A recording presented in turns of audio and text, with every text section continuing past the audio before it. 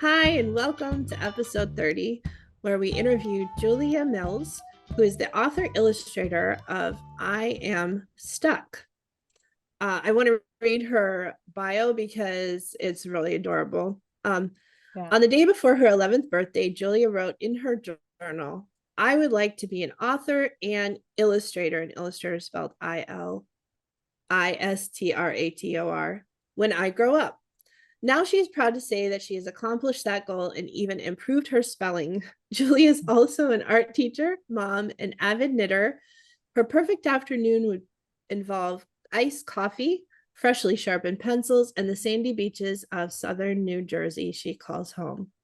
We actually talked about all of these things. We did. In the interview. So we I covered a love lot. this interview because she's high energy and she Yeah. lives in this place of joy. I felt that through the interview. So this was a fun interview. The book is adorable, super simple, Yeah. super stark. The message gets through. It's cute. The cover's adorable. It's I am stuck, and the turtle is the U of the. Yeah, and the turtle is upside down for our listeners. The turtle is upside down as the U, and that's the whole book. That's how he is upside down on his shell, trying to turn over. When does the book come out? It's In the said fall. In the so fall. We'll update it in it'll be in the show notes and the newsletter. So look forward to this interview. There's a lot of good info. Yeah, it was really fun. And thank you, Julia. We had a great time. Yeah. So let's get to it. Myself. We were talking about the same thing in my critique group. It's so funny because several of us have books coming out, and we were talking about how you almost don't revel in the book, like in the joy of the book, because you put so much work on the front end that by the time you have it, you're already like, what am I supposed to be doing now? What am I supposed to be doing now? So like you almost don't like. I'm trying to be cognizant of like stopping and being like, I have a book. Like, yes, I'm going to enjoy it. That. Don't forget that, because it has taken me a few times to stop and go, I have a book. Like a published book is it's real. I'm in the Library of Congress. When I went to AwesomeCon, before going, the whole time I was like, why am I there? Like, what am I who wants to talk to me about a picture book? It's a baby book, and I kept like diminishing it until we did the panel. And it was a good panel, and we had questions, and people wanted to know about the journey, and they legitimately, I had like people come up and ask me questions. How do you illustrate it, and how do you get it done, and all this stuff. And I was like, okay, it does matter. It did happen. And the people were like in cosplay. With the little cat ears and stuff. It was cool. That's amazing. So I came out of there like renewed and ready. I'm like, I should be talking about this book, and I should be still marketing, and I got to get back on it. So I'm gonna make an effort to go back into it. I did a little sneak peek with my son's class. He's 9. So I did a reading. I don't know if you've probably read it to kids so far. And I walked out of his classroom like, this is why I'm here. This is why I'm on earth. This is what I'm supposed to be doing. Because again, that energy that the kids give back, and his class, I mean, my book is really for a little younger than his class. He's in 3rd grade. And they were just enthralled. They were just like, and I was like, this is why we do it. Like, these kids. And one of them, it was so cute because, I let them ask questions, and they're like, did you make any money doing this book? And I was like, I did make some money doing this book. But the best thing to me, the reason that I made the book is that one day some kid's going to tell me this is my favorite book. And of course, a kid raises her hand and she's like, this is my favorite book. How cute. Like, I guess you just fulfilled my dream. Good job. That's so cute. Check mark. Right?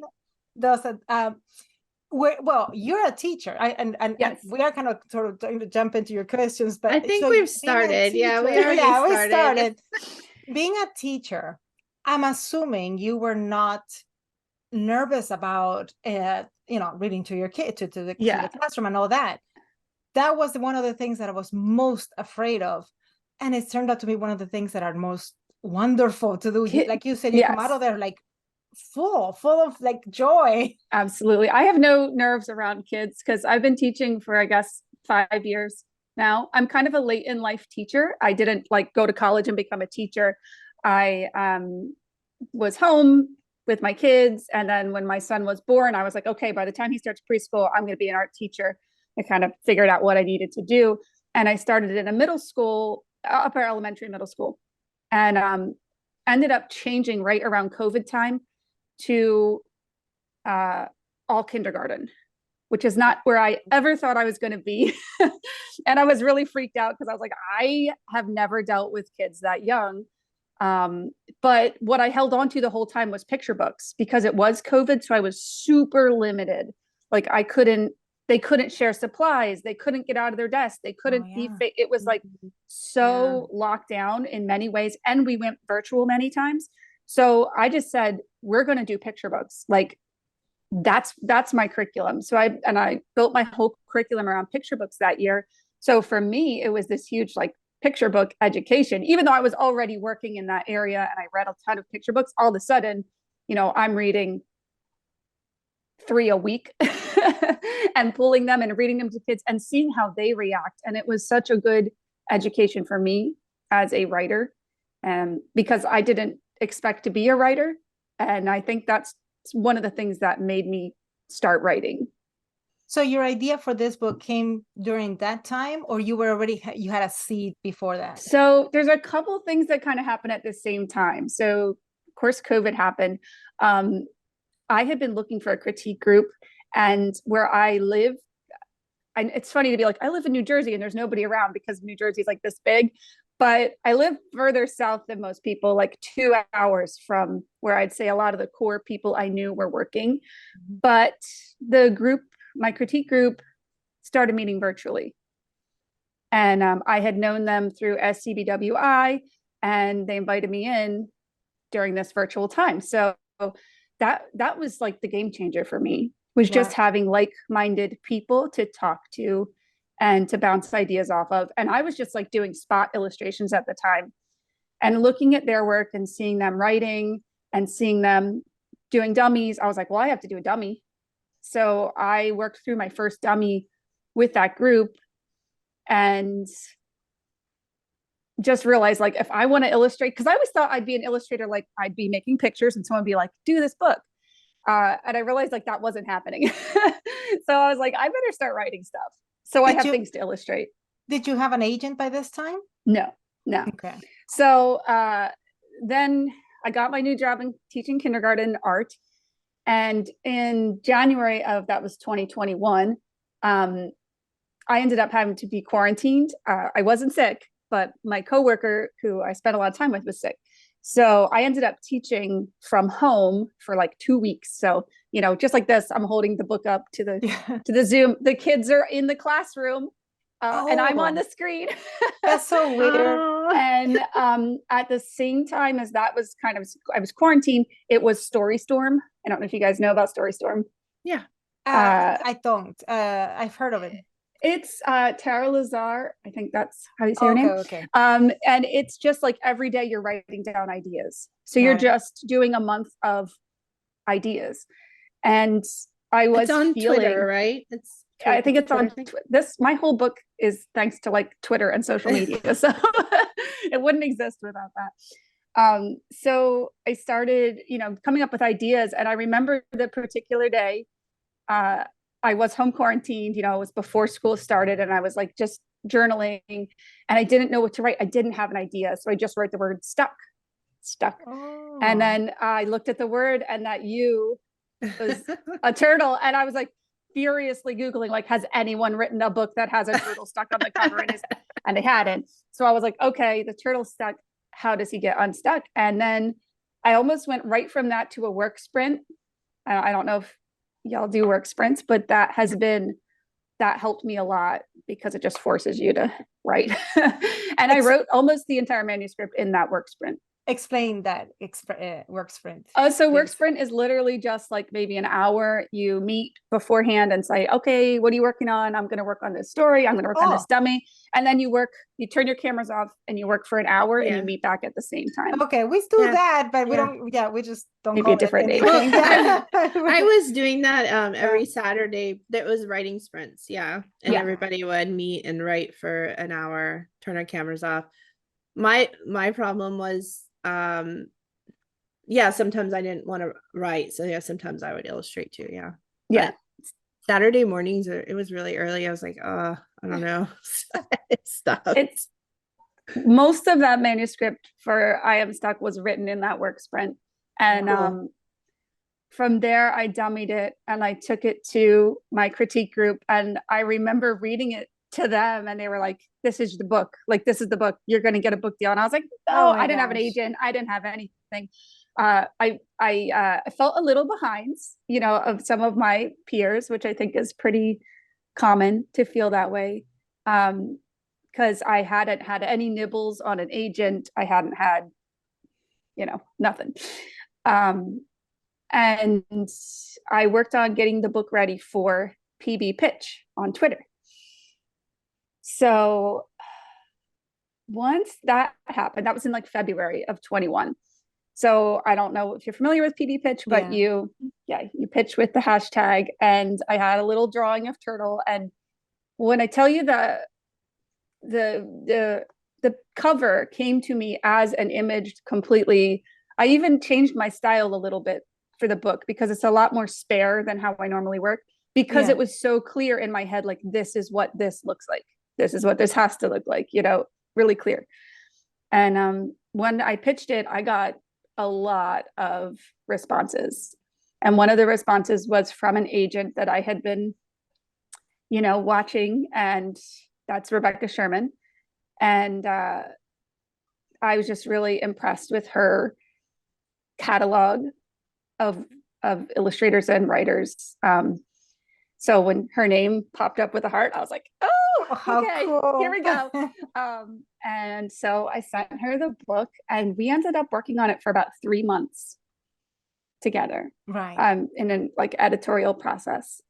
And I can't say enough about how much she changed it for the good. Like, she found the heart of the story. It was always there, but I think she really helped me kind of pull out the social emotional part of it.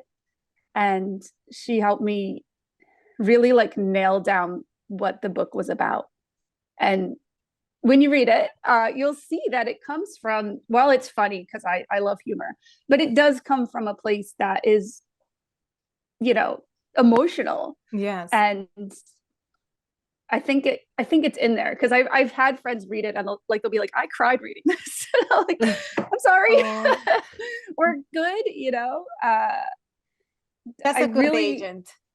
Yeah. Oh, yeah. So to help you. When she had her hands on it, she took it and sold it, and I ended up with just an amazing editor, Kate O'Sullivan, at Clarion, which, again, another person who just poured their heart into this book and loved this book so strongly. And this is my first experience working with an editor, and it was amazing. Working with the editor, working with the designer. I came into it with a lot of fear, as I imagine most first time illustrators and writers. I was so worried. I was so worried I was going to mess up, oh, what if I do it wrong? and then you realize they're humans like we are. Yeah. And then it, the process ended up being such good flow and such good. We started working on it and we set the beginning part so well that when I got to final art, it was just easy, which is not what I expected, right? I was like, oh, I'm going to be struggling, and so it ended up being such a good process overall, even though it took a really long time. But that's probably why. That's probably why it went really smoother. I think most people will say from the time you sell a book to the time you are holding it in your hand, that's a pretty long time. Yeah. So yeah, that's sort of the story of how. So like I said, it was a lot of internet things. So when let's get into the art of because you change your style to fit the look of this book. You work with an art director, I'm assuming, and was there a lot of changes, or pretty much where you went with this? What we did a little change on the character design, so that was something, especially Turtle, because he had been really, really simplified in my brain. He was so simplified. Like I was drawing him just like do, really, really simple. Yeah. And Kate, my editor, had seen another drawing of a turtle I had done in my portfolio, and she was like, I really like this one. Can we move it a little closer to this? So there was some character kind of tweaks that I did, like sort of like the shape of his legs went from being just like bloop to having a little shape to them and little toenails and stuff.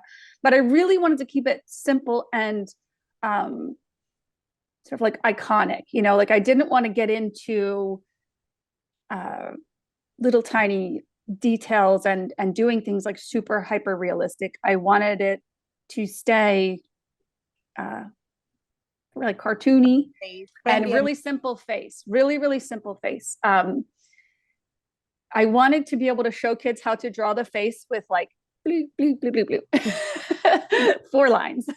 And they do love that. Like I teach them how to draw a turtle and they're like, oh, we can draw a turtle. And I'm like, yes, you can. That's one of the things that I've done too with the like, it's just triangles. It's just a bunch of triangles. And they're like, oh yes, we are able to do that. And a little bit about my art background. I studied fine art. I started in illustration and then changed to doing like paintings, and I studied in an atelier. So I was doing like cast drawings, and if you know anything about that kind of art, like very classical oil painting and still life and landscape. And I did that for several years, 10 years, and I kind of realized it never made me happy. Like I never enjoyed it. And when I like reflected on it, especially when I had kids, because when I had kids, I had to stop oil painting because you can't have that in your house. My studio had always been in my house and I couldn't have oil paints. And I realized like I didn't want to make art for adults anymore. It didn't hold any fun for me. So I wanted to make art for kids. I knew that's like what I was supposed to be doing. But then there was a disconnect because I thought, oh, I can go right. I know how to paint and draw. I can go right from doing that and turn it into illustrations. And like, I'll never forget, I went to my first workshop at Highlights and they were like, I showed them this portfolio. It was all painted, kind of painterly looking stuff. And I can't remember the name of the man who ran it, but he was like, these aren't illustrations. Like they're not telling any stories. They're not, they're just, you know, they're just paintings. Like they're nice, but they're not illustrations. And I was like, okay, well, do you want to see my secret portfolio of goofy stuff? And he was like, yes. So I show him. And when I tell you these were like, you know, scribbles, they were little goofy, like off the cuff. And he was like, this is what you need to do. And like, I'm sitting there like, but I went to painting school. He was like, no, like throw that all away and do this. And that was when I was like, okay, so like, I really have to focus on not just making aesthetically pleasing or good drawing or all these skills that I have. And that needs to be set aside for storytelling. Yes. Yeah. That's more important. That's the part that I struggled a little bit with that when you mentioned it, going from like fine art to illustration. And then you feel, because also the work that we did at college, it was very, you know, like the oil paintings and try to go as realistic as you can and all that. And then going simplified into a cartoony style, it almost felt like, well, this is not real art. Right. And it's actually harder sometimes to say more with less and to simplify it and to put story behind it. Like that is one of the main things that illustration has. It has the story and the narrative. Like you can actually see in one illustration, there is something happening, and it's not just something pretty to look at. I found with facial expressions too, like if I tried to render a face with like expression, a lot of times it went wrong. Like it just got overworked, you know.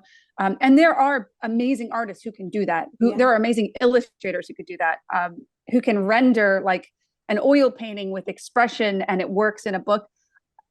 I found the simpler that my expressions went, the better they looked. And the more they carried the feeling that I wanted. And that with Turtle, especially, that really was important to me. Like, I wanted you to see on Turtle's face how he was feeling. I am looking at the page where he's trying to roll and trying to correct himself. And yeah, there's like every little one has like a different expression. That's the and it's just hardest a page in line. the whole book. That was the first page that I illustrated in the book, because I was like, if I can illustrate Turtle, I think he's on there like 14, 15 times. I was like, if I can do this 15 times, I will know how to draw. Drawing Turtle will be a physical thing, which, you know, once you've made a character a bunch of times, it becomes a physical action of your hand and less of your brain, because you've done it so many times. I'm sure your little dog, Olga, I'm sure you can draw with that in your sleep. Well, yeah, and that's what it comes out really easy when you're talking to kids, and you're like, you can just draw it by doing this, and it comes out not perfect every time, but it is the character recognizable. So, and I really did those drawings of Turtle like an animator, where I drew them on paper and then went over them to the next level, you know, almost like I was building out an animation. All the pencil lines in the book are actual pencil lines that were then scanned in. And then some of Turtle's legs they're usually painted in watercolor and then scanned in under the line. And then Turtle's shell is the most fun thing, because it's almost always the same thing throughout the book. Turtle's shell, if you look through the book, you'll notice that there's a continuity of how Turtle is placed like this almost through the whole book. And then at the end, Turtle turns. And so I had to actually paint the shell again, which was tricky, because if you look at the texture on the shell, it's all just splashy and it's watercolor and it's salt. And to repaint that is really tricky, because the first time you do it, it's easy, right? You just like throw it all on there and boom. But then if you want to recreate it, it took me a while to figure out how to get exactly the same kind of patterning in a turn shell. So did you have the idea for the other animals from the beginning, or did you explore different relationships with the animals? Yeah, they came in, they were pretty early in the story. The one thing I was adamant about in this story was that nobody was going to push over or pick up Turtle. Yeah. And that's something I won't say I had to fight for it, but that question comes up, like, well, why don't they just pick him up? And I really thought about it, and I was like, the only way it could happen in the story is if like Turtle consented. Like, I didn't want somebody to literally just like pick him up and like flip him over. So as I thought about the animals, I was like, you know, I want them to offer their advice that works for them, but I don't want them to like push into his space in a way that is confrontational, I guess. So I think the three animals that show up were the three animals. The only thing, there were ants at one point, but the ants didn't make the cut. And sometimes when I think about the animals, I'm like, where are we? That there's like a kangaroo, an armadillo. Where are we? And an opossum. Yeah, an opossum. Duck, yeah. And duck was originally sort of a I have a generic bird that I draw. Like, I don't know, maybe you as an illustrator have like a generic, just like a little bird. And it was that bird, but then like scale wise, that bird was like as big as the kangaroo. And I was like, this doesn't really make sense unless it's big bird. So then I kind of reformulated, and I was like, okay, let's do a duck. That makes sense. So give us a deleted scene. What did the ants do? So the ants, okay, so well, this is the ants. Of course, ants are small and powerful. So in the story, they did actually try to push over in one original draft. But that sort of changed into Turtle tipping himself instead of, it was sort of that action. So that's, and then, you know what, I ended up reading, there's a fantastic book. I'm so bad at like recalling authors and names, but it's with this snail and there's little ants in it. What's it called? I have it. Corey Tabor, Snail Crossing. And I haven't read that. Corey Tabor draws the cutest ants. So like once I abandoned the ants and then later saw that book, I was like, oh, I'm glad I didn't put ants in it because I don't think I could make ants that are that cute. Like they don't have eyes. They're just like little tiny ants. They're so cute. Do you have your proofs with you? Somewhere I'm here. like, if you want to hold your cover or something. Yeah. Absolutely. Hold on. Let me see. I have them over here. All right. Yeah, these are what I actually read to my son's class. Let me see here. Well, so like here's an actual watercolor of Possum Oh, with cool. no tail because I ran out of room on the paper. Yay for digital collage, right? Let's see. Oh, so here you can really see Turtle's texture. Oh, look how nice. Oh, wow. Which, you know, as an art teacher, this is one of my favorite little art teacher tricks, using salt on top of watercolor. Like that's like classic. Yeah. And you can really kind of see that's watercolor dropped in his legs and his body. Yeah, so, and there's our cover. Cute. I love that. So it says, The other I am thing that I stuck. really thought a lot about is the drop shadow. Sort of often make my lighting come across the page from left to right so that it moves, you know, your shadows move you across the page when you're reading. And if you look through the book, the shadow actually does change with like the clouds and the sun at the end. Kind of, I see it. yeah, I like putting that in there. I always joke with like my critique group, the sun is always on this side and the shadows are always going, like always. Like if I put them the other way, I'd be really confused. So I like how what makes him turn over is the laughter, the right. wiggling of it. Yeah. I like that. That is very cute. And it's a butt joke. So like, Of course. I love that you fit that in there. I know. And when I read it to students, like, because it's kindergarten, so I'll tell them like, I'm going to say this word and I'm going to read it in the book, but I don't want to hear you repeating it over and over again. I know it's funny, so we're all going to laugh. So if you ever have to read to kids and there's something really funny, what I'll say to them is like, I know it's funny and we're all going to laugh, but when I go like this, like when I cut them off like a conductor does, you're going to stop laughing so we can continue the book. Because otherwise, like sometimes we get really carried away. Yeah. It can get out of control. And I was thinking of your book, Olga, because there's something in there. The pee scene when he pees on the stroller, and oh my gosh, there's embarrassment. They're like giggling. They're like, you know, I'm like, you know, and then we get into like, well, I would do the same thing. Yeah, but it's fun crazy too because you're, you know, I think that if kids can laugh at a book, when I poll my students and say, what makes you want to read this book again? 95% of the time it's because it's funny. Yes. Yeah. Like that's what they love. And when there's a little taboo something, like it's just, they're like, oh my goodness. I like that a lot. Like I that's one of the things I always have to like include a little bit of humor. There's some books that you just can't, but yeah, if you can, because it doesn't take away from the heart if it's done subtly. Yeah, no, I agree. Papers at the end of the pink ones is so cute. Yeah, the end papers, another cool thing, little secret, cool, fun thing on the jacket. I don't know if you see these, but this texture. So there's a texture on the jacket, and that's actually made with these tempera sticks that I use with my students all the time. So they're like little paint stick, like it's a child's art material. And one thing of being an art teacher is I get to play with all this stuff. And I really love the texture that those make, even though they're like for children. So after seeing all this and hearing everything, so you're an author, you're an illustrator, but there's a lot of you as a teacher in this book. Yeah. As an art teacher. Yeah. I, you know, teaching art is, I always thought I would be a teacher. Like I thought I would teach older students, honestly, like, especially when I was doing painting, I was like, oh yeah, I'm going to teach people how to oil paint and all that stuff.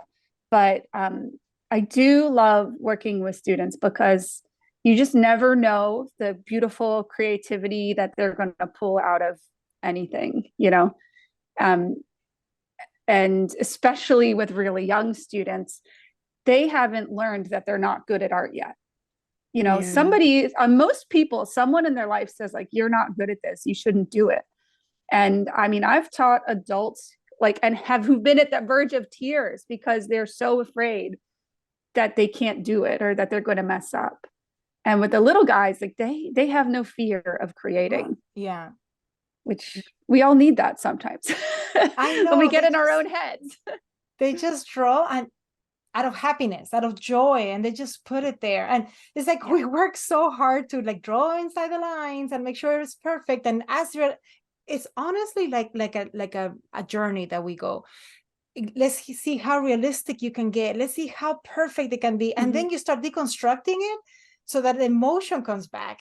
Yeah. And so you finally draw like a kid again. Yeah. And I don't like think that all the training that I had in learning to draw was wasted. Like, I think it's so helpful to have that knowledge, but you also have to have exactly what you just said, emotion and heart and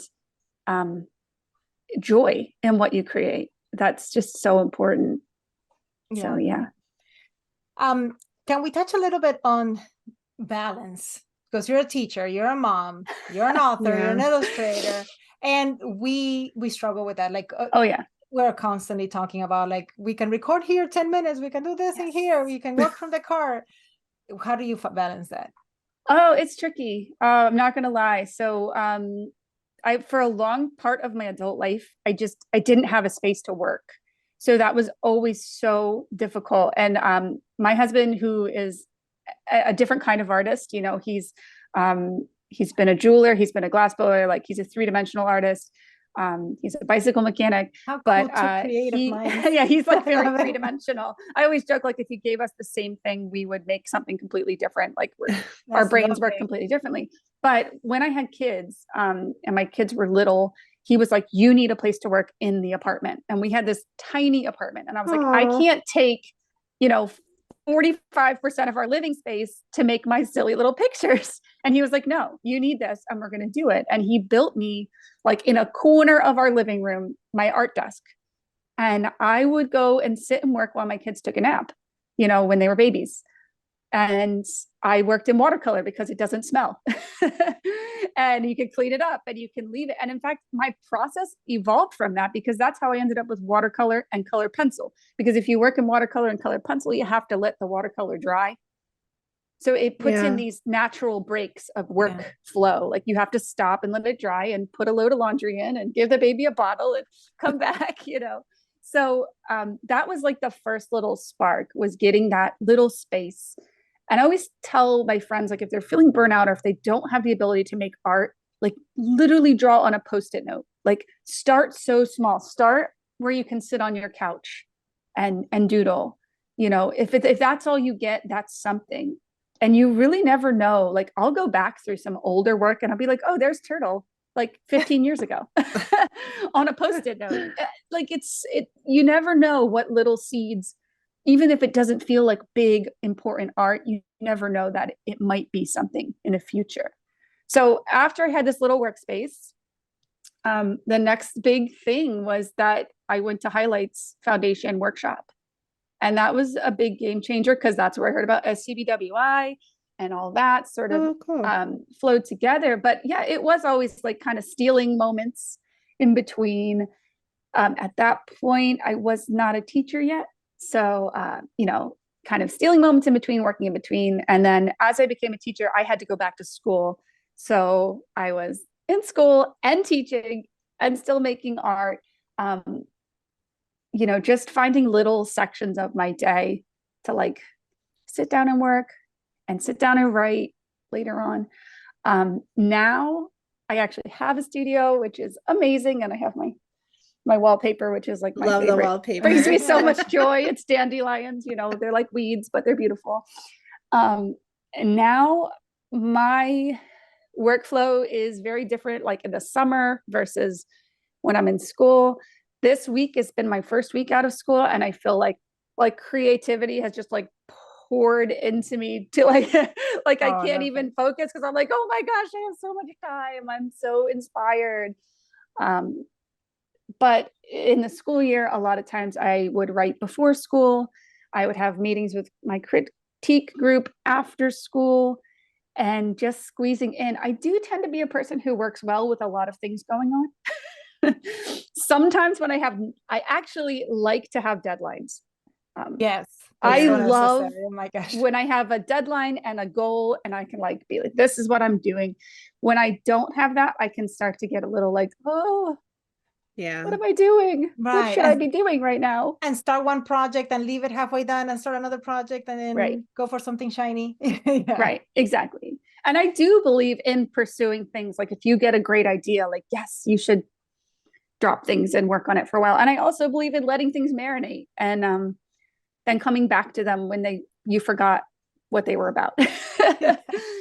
So yeah, I think I do a few things for myself, which is like I'm a knitter, so I love knitting.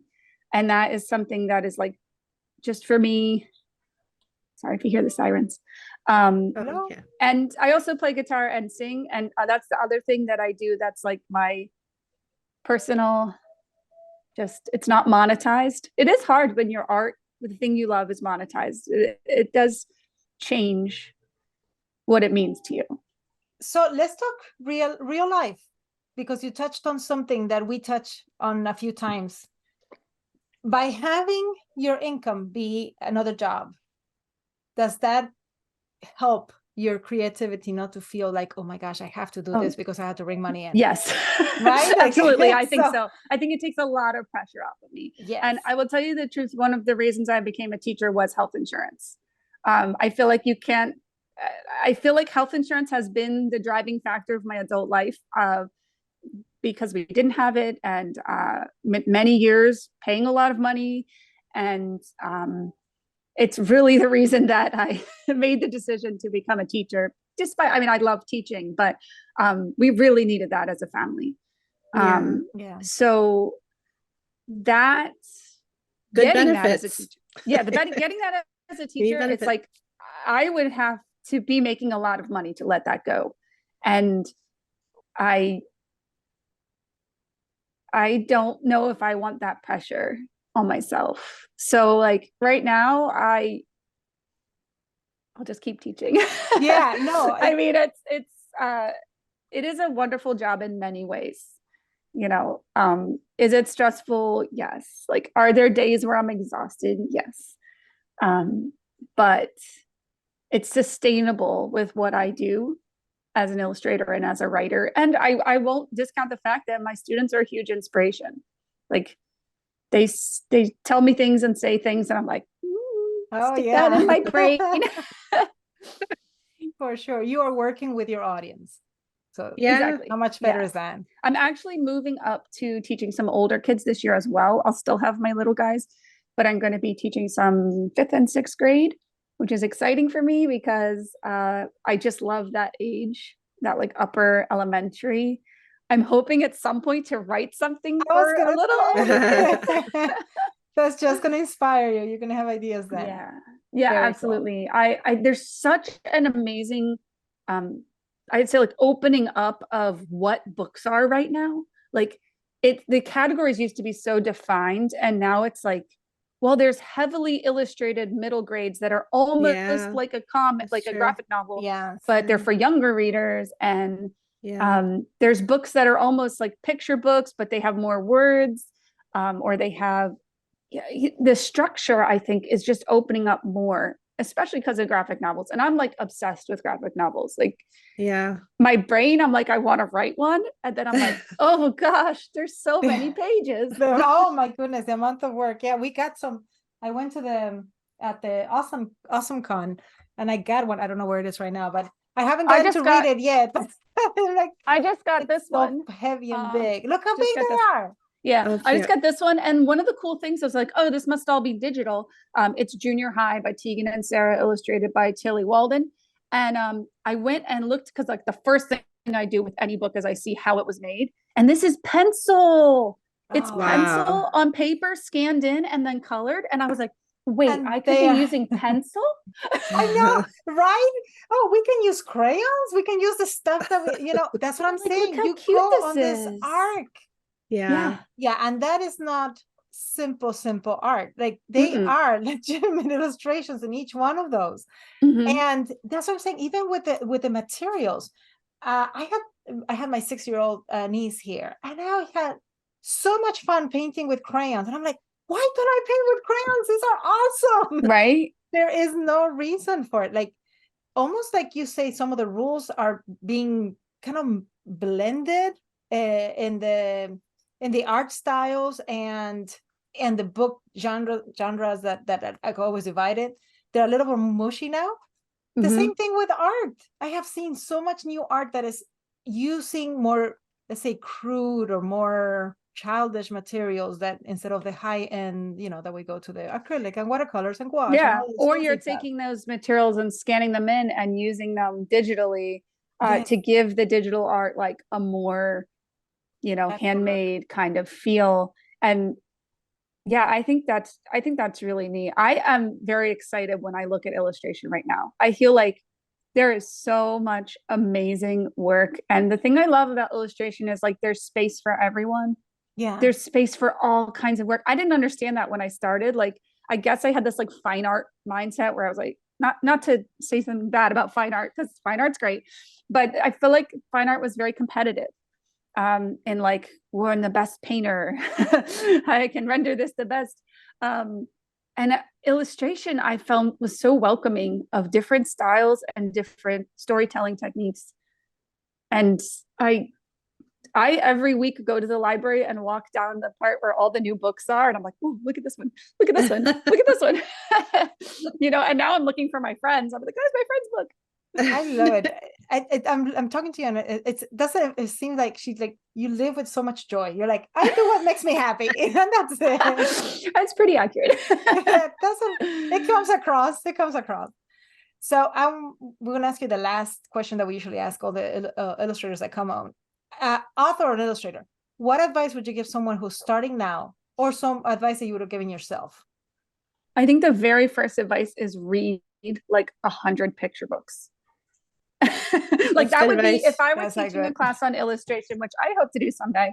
The very first thing I would say is like go to the library and get like a huge stack and get some classics, like get some ones that people revere, the ones that everybody knows, and then get some brand new ones, like brand new this year published. Like get a 50-50 mix, like maybe 75% new ones and 25% classics, and look through them and read them aloud. And if you're able, read them to a kid and see what the reaction is. And like you could ask the kids, like I ask kids all the time, did you like that book? Like we've even had books that we've had whole conversations about, like, was this a good book? Which is amazing because their feedback is so honest, interesting, and honest. Exactly. Yeah. Kids are amazing absorbers of art. Like I have taught abstract art to 5-year-olds, and the feedback that I get is just, I would challenge adults to have such insightful feedback. So yeah, like my first advice is like read so many books that you can't think of reading anymore, and just live in that space for a while. yes. Because your concept of picture books is probably built, if you're not actively studying them, your concept is built on what you were read as a child, which could be pretty limited. Yes, right? Yeah.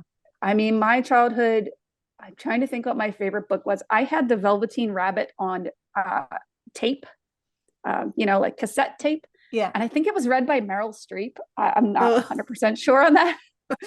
But like, I think back and I'm like, that was a really dark book to listen to every day. No wonder I was really worried about my stuffed animals getting destroyed.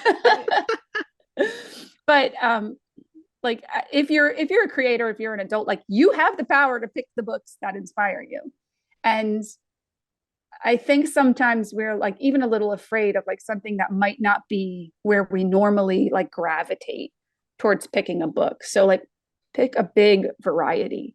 And then once you have kind of like saturated yourself in picture books. I think just thinking about art narratively. So if that means doing thumbnails, not worrying about perfect finished art.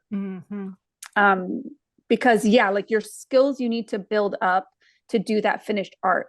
But if you want to be telling stories, I think you have to kind of really prioritize telling stories and telling stories visually. When do I pull back and show a wide, far away shot? When am I going in and showing a close, intimate moment? When is the camera changing? How can I use the boundaries of a book to tell stories?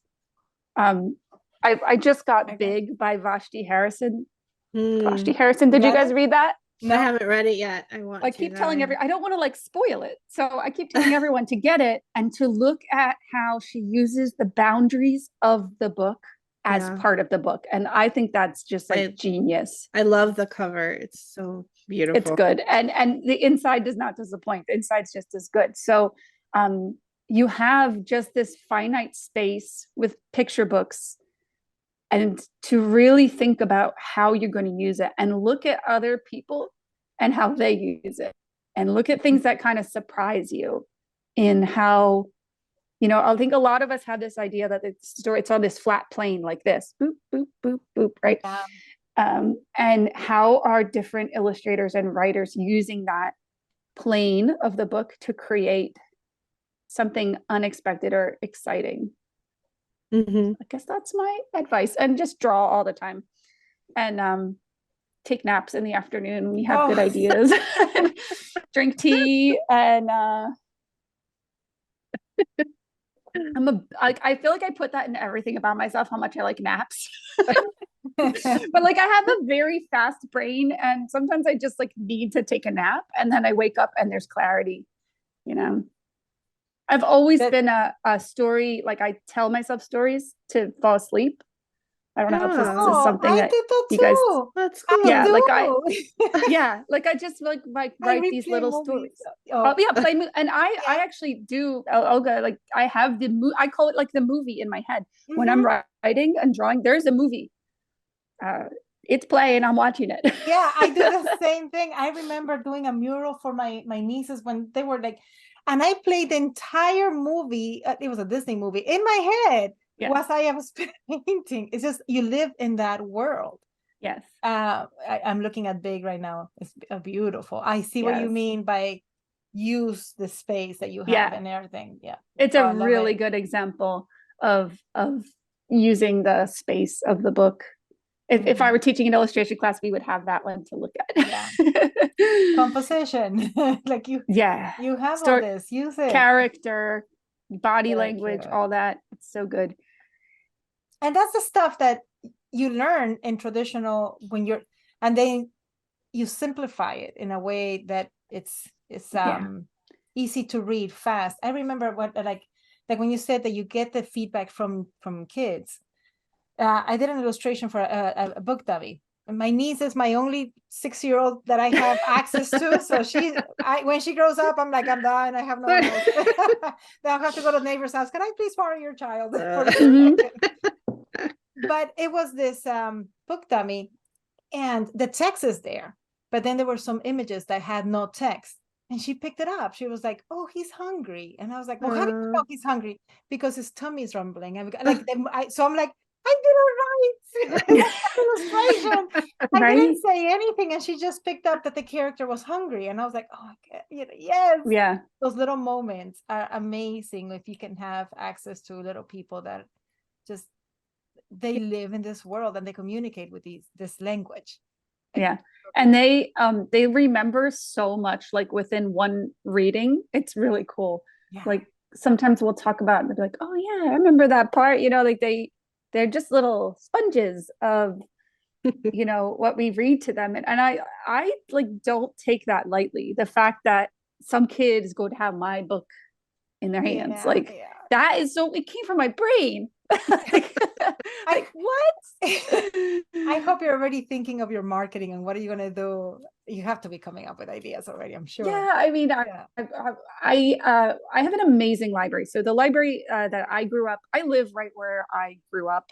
I live like a block away from the house I grew up in. Oh wow. And we just have a phenomenal library. And my whole childhood, like that's where I went. We didn't have air conditioning in my house as a kid. So my parents' house was really old, like 1800s kind of house, and no air conditioning. So when it was hot, I went to the library.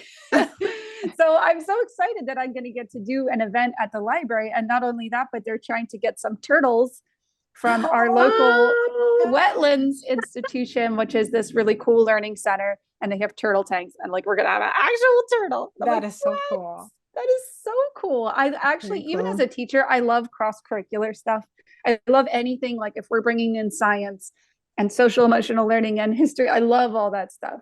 And in fact, I'm working on a manuscript right now that has a lot of plants in it. And I'm not a botanist, I'm not a gardener, but my mom and my grandma just both like plant people. So I just absorbed that as a kid. You know, my mom would always tell me all the plants that we saw on our walk or everything in the garden. She always told me the name of it and stuff. So I love to put that stuff in books. You know, kids love like and animals. It's so fun to put those little facts and those little things into the book, even when it's not what the book is about. Yeah, it's their world. It's what they see. It's like, yeah, much more interesting a book about an ant than a book about something so abstract that is difficult for them to grasp. Yeah, at least for a book that they will relate to. They love it. Is that animals are just still. I mean, with the crowd that I'm teaching, animals are like number one. I had like several students this year who were just, it was sea animals. They were obsessed. I'm like looking for any book that has sea animals in it, whales, because this was like the thing with the group I had this year, just all sea animals all the time. I haven't written a book about sea animals yet. I don't know.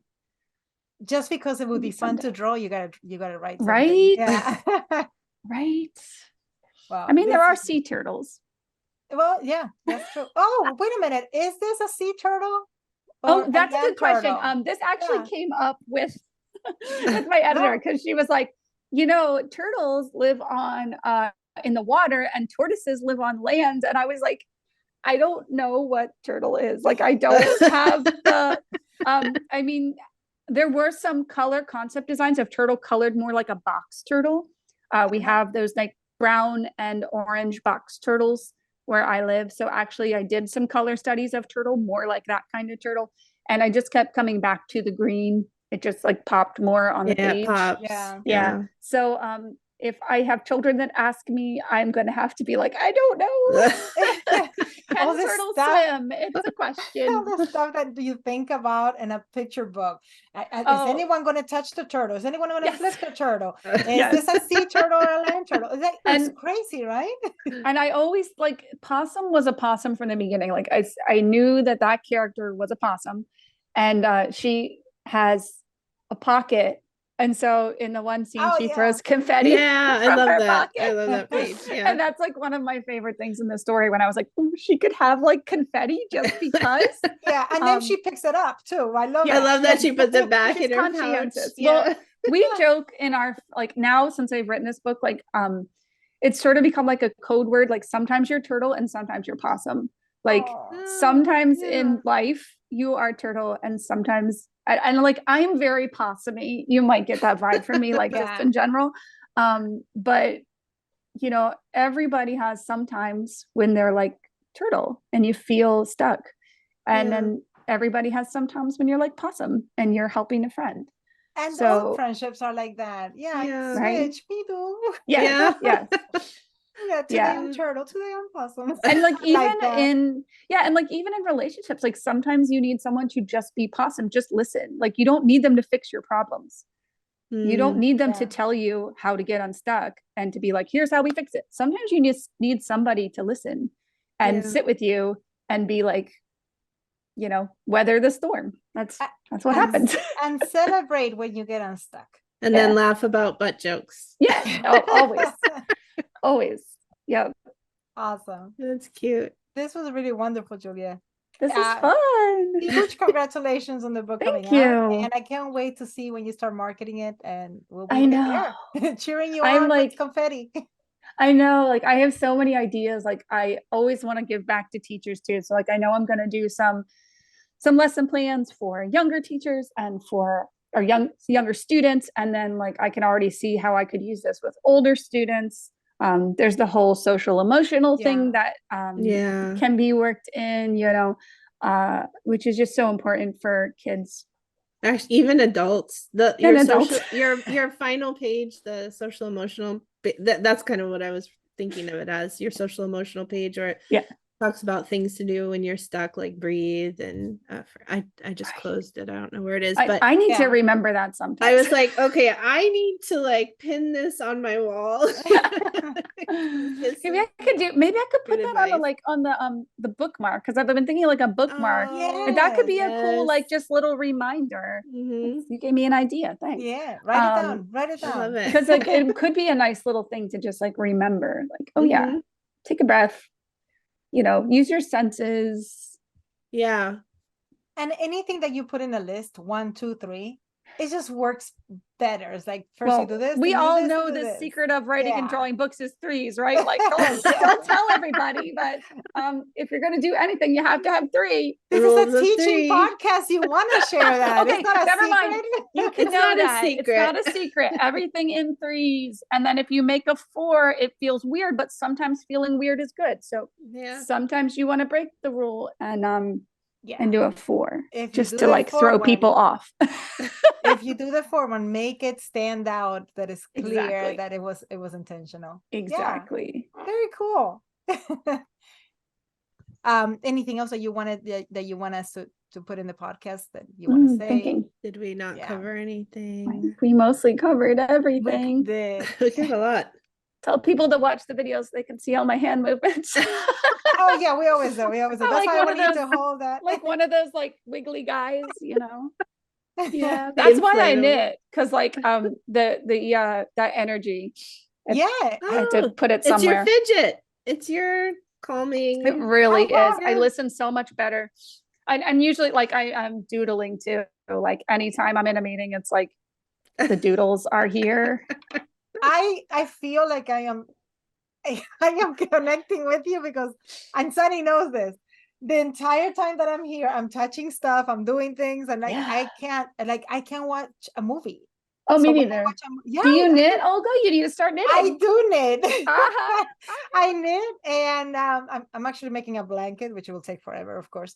Yeah, I'm doing a crochet blanket, and it's taken me a million years because I just wanted to learn how to do granny squares, but it's taken me forever. But I love. In fact, my first little tiny art success was about knitting.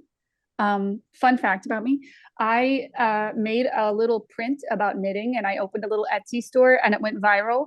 Oh, And nice. this was in 2017, and like to this day, I still get it. Like it comes around, Wow. like since 2017, and I'll be like, it's, I'll talk to knitters, and they'll be like, oh yeah, I know that, I've seen that before. Oh, So it's like I the didn't first see that. successful thing I ever really did, and it's about knitting.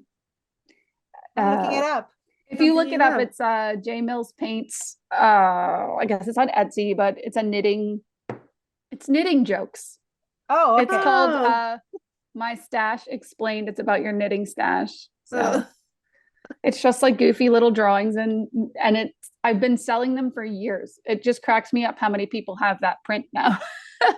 Oh, I gotta see. Thanks. So you're still selling it?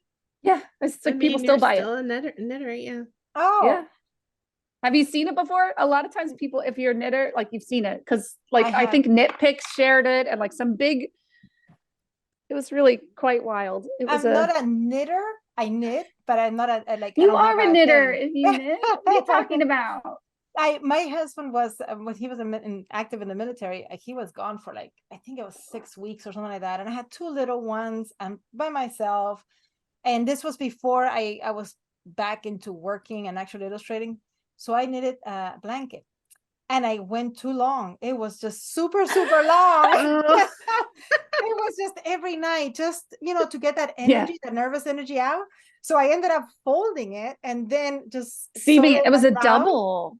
It That was is smart. We still use it. It's one of the Well, warmest blankets we have. I want to write a book about knitting. Like that's on my list.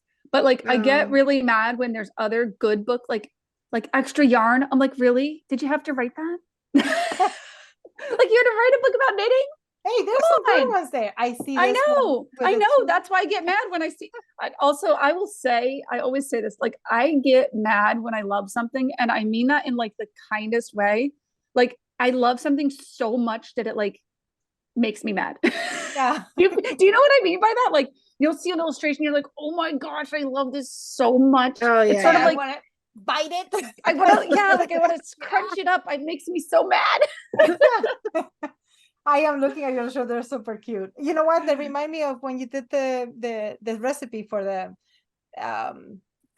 bread, Sunny. Oh, Oh, yeah, like yeah. It's that kind of I've thing. done- Yeah. It's cute. Yeah, those are like pen and watercolor. Usually my black line is black Prismacolor pencil Mhm. for the last couple years, but sometimes I use a pen. Like my biggest, I guess, person that I was into as an illustrator early on was Quentin Blake. Like I always just wanted to be able to do things like, with pen and splashy watercolor. I just love that style. Yeah, and it's so like It's very playful. graphic, very, very, Yeah. It has a playful line. And on if it, you ever the watch dark and like the color. Quentin Blake, there's like a video of him painting. I don't know if you've ever seen it, but he's got his paper. He does like 3 brush marks and he's like, that one's no good. And he tosses it and he does like 3 brush marks. He's like, that one's good.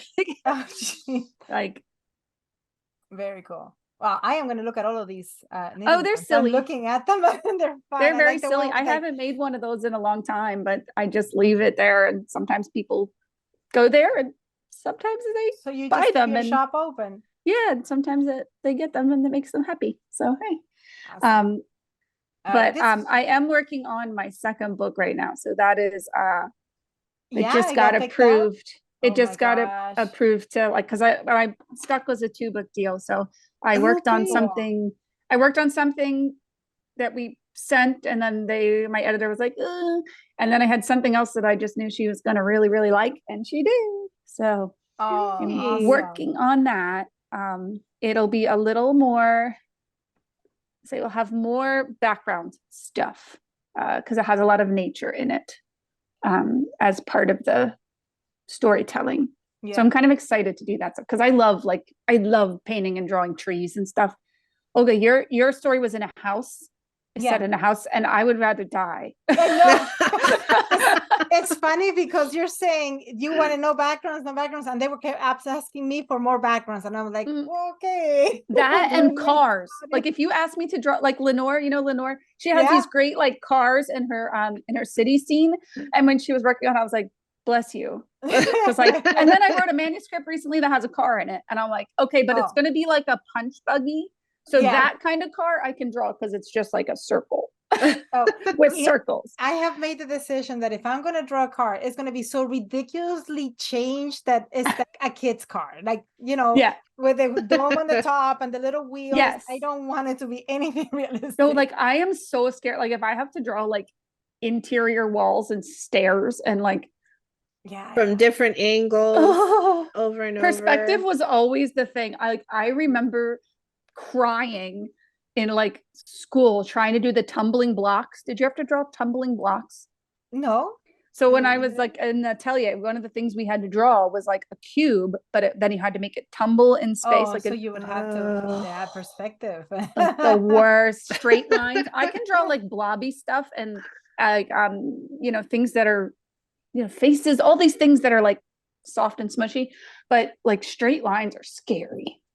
All this the stuff that you don't think about. I saw your portfolio and I saw some lines and I was like, yes, I like them. They're like wiggly lines. But when you're doing a book, you just like, oh yeah, this is going to happen here in the living room and this is going to happen in the bedroom. Yeah. Then when you're actually doing the book, you actually have to think about, wait a minute, that's not going to work because the bedroom wasn't next to the kitchen. Yeah. And this matters. You have to It draw floor actually plans. matters. So And you have to I like had to create do entire that. worlds. Like you literally have to create an entire world. So I had to do like, okay, so there's going to be a hallway that's going to take you to this room. And it's funny because when you're reading the book, you're not thinking that. No. But when you're illustrating the book, you have to actually. Well, make if you it make sense. if you have to do a lot of houses, like I play The Sims 4. I'm like, that's my game because like, and you can build houses. So like we were actually talking about that in the crit group one day. I was like, I could just build this in The Sims 4 and then I could walk around the house and like have all the angles right there.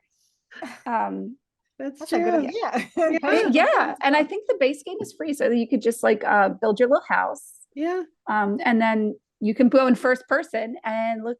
I mean, there are you can use 3D modeling and things like that, but you know, or you can be old school. Like I did have there's a little tiny turtle. See, I did that. Oh. He's like model that. magic. Turtle's shell is like shaped like a helmet from World War One. That's the best thing. I do that, like the 3D, Yeah. and then you can just turn it and put the lighting where you need it.